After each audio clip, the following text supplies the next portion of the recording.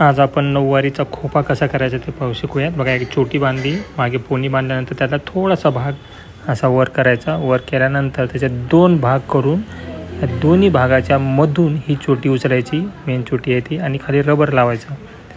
हे बघा, रबर लावलं. रबर लावल्यानंतर उजव्या साईडला थोडं स्प्रेड करायचं आणि डाव्या साईडला थोडं स्प्रेड करायचं. हे बघा असं.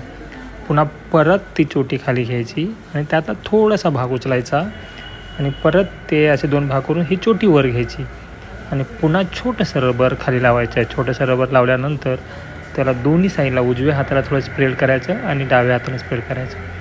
पण करत असताना रबर ते टाईट आलं पाहिजे वरपर्यंत. असं करत करत पूर्ण भाग कंप्लीट करून घ्यायचा. असा पूर्ण छोटे भाग घेऊन त्याला कंप्लीट करायचं रबर लावून आणि स्प्रेड करत राहायचं. फार सुंदर असा खोपा तयार होतो. नऊवारीला आजकाल ट्रेंड आहे. हे बघा, पूर्ण असं करून घेतल्यानंतर त्याला टोकाला खाली धरून गोल वर घ्यायचं. हे बघा, असं वर घ्यायचं आणि वर माथ्यावर जसं पेशवाई काळात वगैरे हे होतात ना, खोपा करतात ना, तसं ते पिना लावून घ्यायच्या. ह्या साईडला पिनाने आणि ह्या साईडला पिनाने टाईट करायचं. टाईट करून त्याचा सुंदर असा खोपा.